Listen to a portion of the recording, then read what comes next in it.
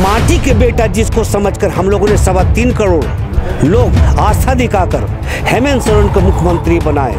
कितना बड़ा न्याय कर रहे हैं अपने झारखंडी भाइयों के साथ। ये अकल के टूअर जो हमारे झारखंडी नेता है, उनको 70 सालों की लड़ाई को आज की सरकार ने समझने का कोशिश नहीं किया कि हमारे पूर्वजों की कुर्बानी, आहुति, बलिदान, उनके अरमान, उनके सपने, आज उनके रूह कांपते होंगे। जयपाल सिंह मुंडा जी की आत्मा कांपता होगा कि किनके चक्कर में पड़ गए, क्या यही मेरा सपना था।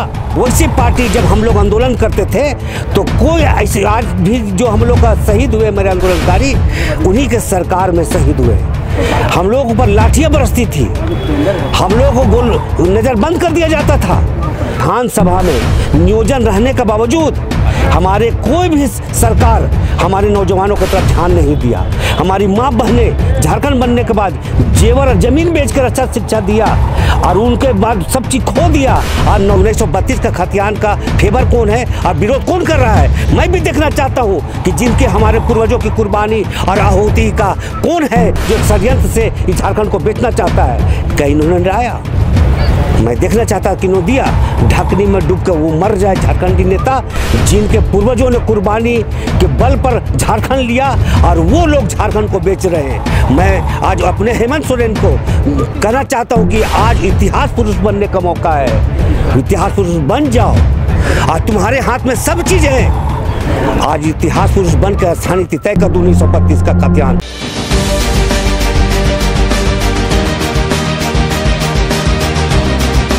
झारखंड में राजनीतिक हालात जो है वो करवट ले रहे हैं। सभी राजनीतिक दलों ने कमोवेश यहाँ सत्ता हासिल किया है, सभी ने यहाँ पर अपना मैंडेट भी लिया और लोगों ने उनको वोट भी दिया, मुख्यमंत्री भी बने।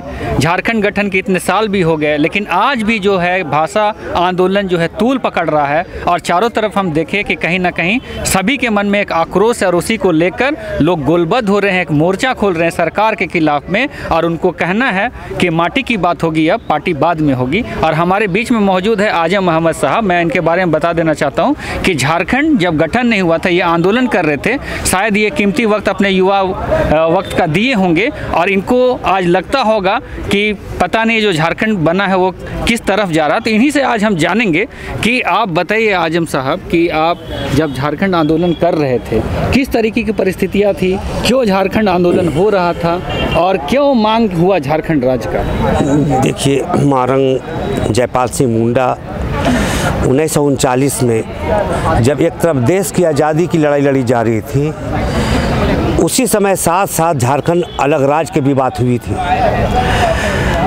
और 1939 से लेकर आज 2000 में झारखंड अलग हुआ। इसका मतलब है कि 70 सालों की लड़ाई को आज की सरकार ने समझने का कोशिश नहीं किया।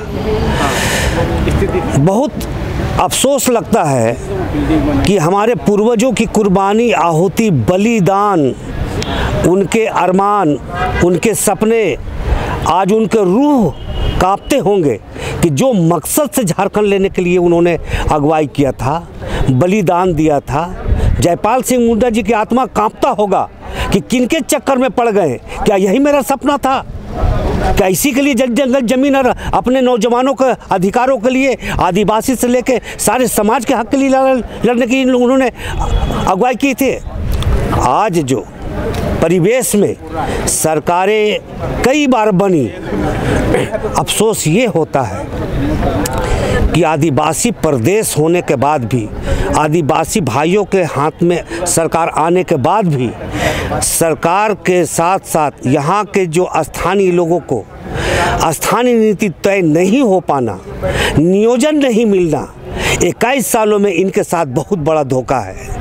और माटी के बेटा जिसको समझकर हम लोगों ने 3.25 करोड़ लोग आस्था दिखाकर हेमंत सोरेन को मुख्यमंत्री बनाए और उनके द्वारा जो आज भाषाओं को लेकर जो आज हमारे झारखंड को कांग्रेसी पार्टियों ने जो आग में झोंकने का काम किया, वो सांप्रदायिक पार्टी, वो दंगाई पार्टी। आप सुने होंगे कि देश के एक ऐसे धरोहर को भी उन्होंने तोड़वाने का काम किया जिसका नाम था बाबरी मस्जिद। वैसी पार्टी जब हम लोग आंदोलन करते थे तो कोई ऐसे, आज भी जो हम लोग का शहीद हुए मेरे आंदोलनकारी, उन्हीं के सरकार में शहीद हुए। हम लोग ऊपर लाठियाँ बरसती थी, हम लोग को गोल नज़र बंद कर दिया जाता था। और उनके बाद चूँकि मुझे झारखंड लेना था, मेरे पूर्वजों को लेना था, और हमने 2000 में हम लोगों ने झारखंड लिया। और झारखंड लेने के बाद इन 21 सालों में जो नौजवान भटक रहे हैं, विधानसभा में नियोजन रहने के बावजूद हमारे कोई भी सरकार हमारे नौजवानों की तरफ ध्यान नहीं दिया। हमारी माँ बहनें झारखंड बनने के बाद जेवर और ज़मीन बेचकर अच्छा शिक्षा दिया, और उनके बाद सब चीज़ खो दिया। और नौजवान भाई भटक रहे हैं और नौकरी नहीं मिल रहा है, वो जो है मायूस होकर घर लौट रहे हैं। और ये हमारा नौकरी है वो बाहरी लोगों को देने का काम किया जा रहा है। जिन भाषाओं को लेकर हमने लड़ा, जो आज तक कभी भी बिहार में भोजपुरी भाषा का मान्यता नहीं है, वो हम झारखंड में देने की बात कर रहे हैं। कितना बड़ा न्याय कर रहे हैं हम अपने झारखंडी भाइयों के साथ। ये अकल के टूअर जो हमारे झारखंडी नेता है, उनको कई बार हम लोगों ने जब विधानसभा घेर कर हमने कहा कि मैं देखना चाहता हूँ कि विधानसभा में सत्र में इस बात को लाइए कि 1932 का खतियान का फेवर कौन है और विरोध कौन कर रहा है। मैं भी देखना चाहता हूँ कि जिनके हमारे पूर्वजों की कुर्बानी और आहुति का कौन है जो एक षड्यंत्र से इस झारखंड को बेचना चाहता है।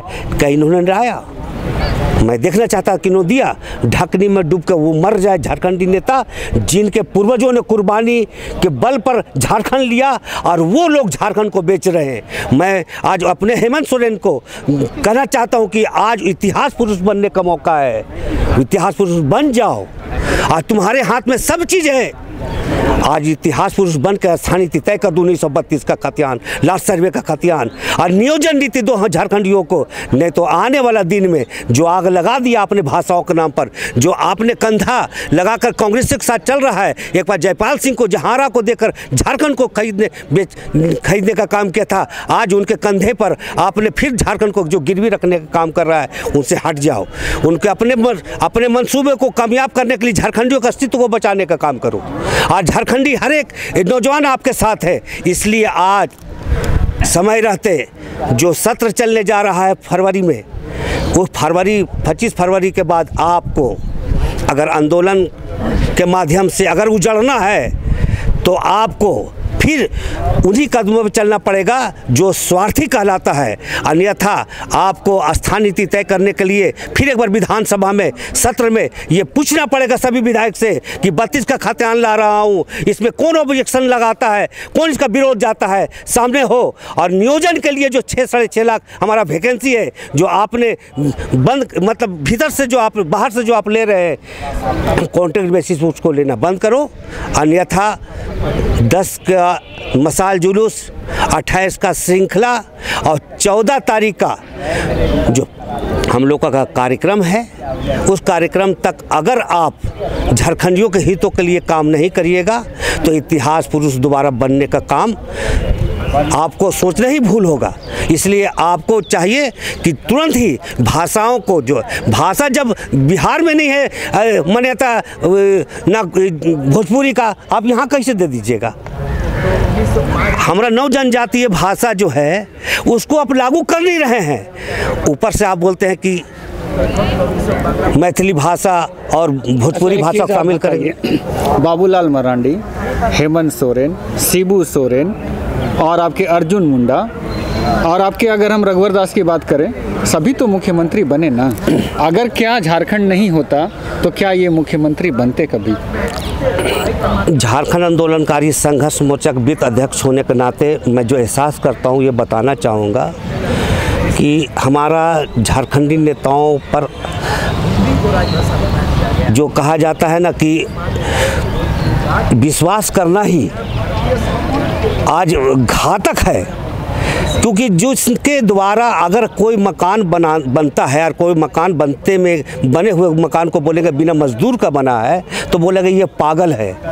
उसी तरीके से झारखंड अलग राज्य जो हुआ है बिना आंदोलन का हुआ है, ये कहना पागलपन है। इसलिए आपको ये समझना होगा कि झारखंड आंदोलनकारी अगर नहीं होते तो क्या झारखंड अलग होता, और झारखंड अलग नहीं होता तो क्या आप निगम बोर्ड के चेयरमैन बिहार में होते।